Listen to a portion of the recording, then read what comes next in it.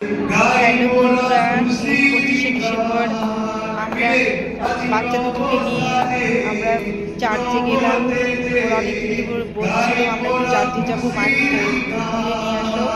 তাই সকালবেলায় বেরিয়ে পড়লাম। আমরা ঘুরে চার্চের উপরে তখন প্রেয়ার করছিল ফাদাররা,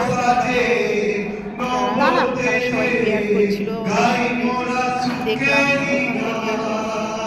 করে সাজানো চার্চের ভিতরে। তারপর ফাদারদের সঙ্গে কথা বলে নিচে এলাম।